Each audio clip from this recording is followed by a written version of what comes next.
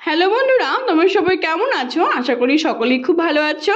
আর আমিও ভীষণ ভালো আছি। তোমাদের আরেকবার পূজাস কিচেনে সকলকে স্বাগত। আজকে আরেকটি নতুন রেসিপি নিয়ে চলে এসেছি, সেটি হলো মোরলা মাছের তেলের ঝাল। এই রেসিপিটি একটু অন্যরকমভাবে, একটু নতুনত্বভাবে তোমাদের সাথে আজকে আমি রেসিপিটি শেয়ার করতে চলেছি বন্ধুরা। যদি ভালো লেগে থাকে বন্ধুরা, তাহলে অনেক অনেক অনেক বেশি শেয়ার করার তোমাদের সকলকে অনুরোধ রইল। আর তোমরা যদি আমার চ্যানেলে নতুন বন্ধু হয়ে থাকো, তাহলে অবশ্যই কিন্তু আমার চ্যানেলটিকে সাবস্ক্রাইব করতে একদম ভুলো না। আর কমেন্টের মাধ্যমে আমাকে জানিও তোমাদের রেসিপিটি কেমন লাগলো। গরম গরম ভাতের সাথে কিন্তু জাস্ট জমে যায় এই রেসিপিটি। এই রেসিপির সমস্ত ইনগ্রিডিয়েন্টসগুলো আমি আমার ডেসক্রিপশন বক্সে দিয়ে দিব, তোমরা সবাই দেখে নেবে আমি কি কি নিয়েছি।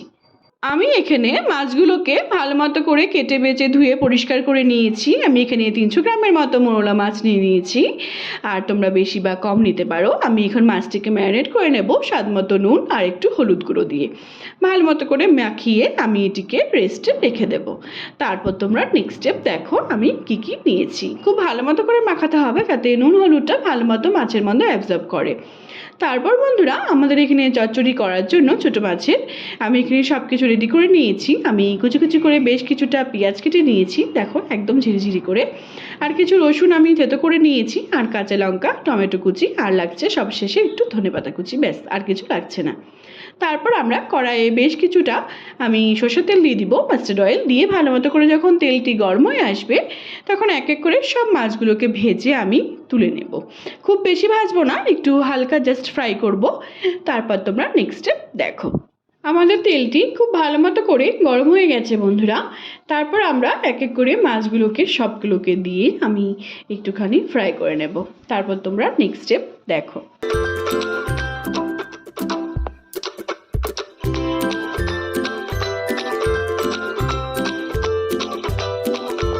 দেখো আমরা মাছগুলোকে খুব ভালো মতো করে আমি ভেজে তুলে নিয়েছি সবগুলো মাছকে। তারপর আমরা ওই মাছ ভাজার তেলেই একটুখানি আমি কালো জিরে ফোড়ন দিয়ে নিব। আমি এখানে 1 টেবিল চামচের মতো কালো জিরে দিয়েছি।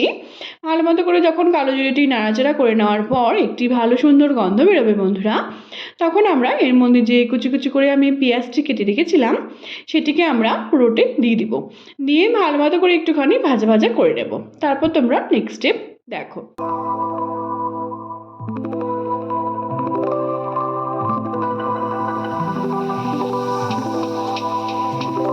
আমরা পেঁয়াজটি ভালো মতো করে ভাজা ভাজা করে নেওয়ার পর দেখো আমাদের পেঁয়াজের কালারটি কিন্তু প্রায় চেঞ্জ হয়ে এসছে, লালটে লালটে হয়ে এসছে। তারপর আমরা বেশ কিছুটা রসুন যে আমি থেতো করে রেখেছিলাম, তোমরা এখানে রসুন পেস্টও দিতে পারো, আমি এখানে থেতো করে দিয়েছি। ভালো মতো করে রসুনটি দিয়ে আমরা আবার নাড়াচাড়া করে নেব। রসুনটিকে দিয়ে খুব ভালো মতো করে নাড়াচাড়া করে নেওয়ার পর যখন রসুনের কাঁচা গন্ধটা চলে যাবে, তারপর আমরা এখানে 4টে কাঁচা লঙ্কা আমি দিয়ে দিলাম। আমি এখানে 4টার মতো কাঁচা লঙ্কা দিয়েছি, তোমরা ঝালের স্বাদটি বাড়িয়ে বা কমিয়ে দিতে পারো। আর দেব বেশ কিছুটা টমেটো কুচি, আমি এখানে 2টোর মতো টমেটো কুচি দিয়েছি, তোমরা টমেটোর পরিমাণটা বাড়িয়ে বা কমিয়ে দিতে পারো। টমেটোটি দিয়ে ভালো মতো করে নাড়াচাড়া করে নরম হয়ে আসা অবধি আমি এটিকে কুক করে নেব। তারপর তোমরা নেক্সট স্টেপ দেখো।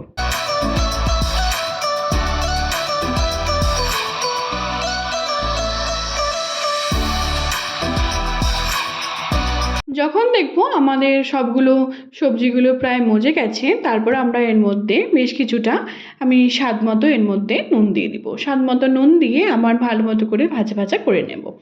তারপর যখন আমাদের দেখবো সব সবজিটি প্রায় সুন্দর ভাজা ভাজা হয়ে এসছে, তারপর আমরা সব রকম গুঁড়ো মশলা এর মধ্যে অ্যাড করে দেবো। আমি এখানে সব কিছু 1 টেবিল চামচ করে নিয়েছি। ধনে গুঁড়ো, জিরে গুঁড়ো, কাশ্মীরি লঙ্কার গুঁড়ো, আর দেবো হলুদ গুঁড়ো দিয়ে খুব ভালো মতো করে নাড়াচাড়া করে নেব। আমরা ভালো মতো করে মশলাটিকে একটু জল দিয়ে আমি এটিকে কষিয়ে নেব তেল ছেড়ে আসা অবধি। তারপর তোমরা নেক্সট স্টেপ দেখো।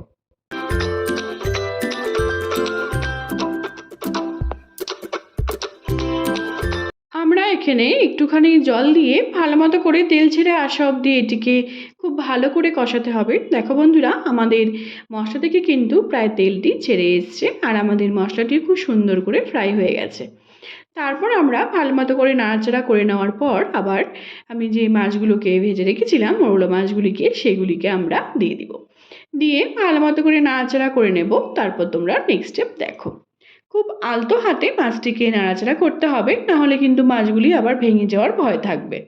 তারপর আমরা ভালো মতো করে নাড়াচাড়া করে নেওয়ার পর আমি এর মধ্যে স্বাদ মতো জল দিয়ে দেবো। তোমরা জলের পরিমাণটা বাড়িয়ে বা কমিয়ে দিতে পারো, আমি এখানে অল্পই দিয়েছি। ভালো মতো করে জলটি দিয়ে আবার নাড়াচাড়া করে আমরা এটিকে কুক করে নেব। তারপর তোমরা নেক্সট স্টেপ দেখো। দেখো বন্ধুরা, আমরা খুব সুন্দর করে এটিকে কুক করে নিয়েছি। সবশেষে আমি একটুখানি ধনেপাতা কুচি দিয়ে আবার একটু নাড়াচাড়া করে নেব।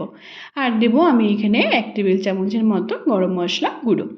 ভালো মতো করে নাড়াচাড়া করে নেব আবার গরম মশলাটিকে দিয়ে। দেখো বন্ধুরা, আমাদের মোরলা মাছের তেলের ঝাল কিন্তু একদম রেডি। গরম গরম ভাতের সাথে কিন্তু জাস্ট জমে যাবে, আর কিছু দরকারই পড়বে না।